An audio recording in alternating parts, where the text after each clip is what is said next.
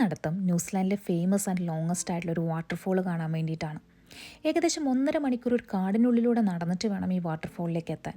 എൻ്റെ നടത്തത്തിൻ്റെ വേഗത കാരണം ഒരു 2.5 മണിക്കൂറെങ്കിലും എടുത്തിട്ടാണ് ഞാൻ അവിടെ എത്തിയത്. നടക്കുന്ന വഴിയിൽ ചെറു നീരരുവികളും നീരുറവുകളൊക്കെ ആസ്വദിച്ച് നടക്കാം. തുടക്കത്തിൽ ആവേശകുമാറായാൽ ഒടുക്കം എന്നെ പോലെ എഴഞ്ഞ് നടക്കേണ്ടി വരും.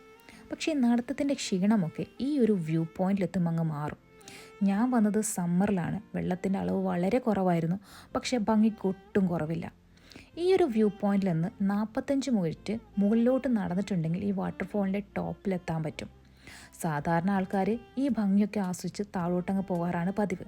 പക്ഷേ എനിക്ക് കുറച്ച് ആകാംക്ഷ കൂടുതലായതുകൊണ്ട് അതും കൂടി അങ്ങ് കാണാമെന്ന് കരുതി. പോകുന്ന വഴിക്ക് നല്ല ചെളിയും വെള്ളവും കൂടെ പാറയും കല്ലും മുള്ളൊക്കെ ആയിരുന്നു. പക്ഷെ കുറച്ച് കഷ്ടപ്പാട് സഹിച്ച് മുകളിൽ എത്തിക്കഴിഞ്ഞാൽ കാണുന്ന വ്യൂ അത് അടിപൊളിയാണ്. എനിക്ക് സത്യം പറഞ്ഞാൽ വാട്ടർഫോളിനേക്കാൾ കൂടുതൽ ഇഷ്ടമായത് ഈ ഒരു വ്യൂ ആയിരുന്നു.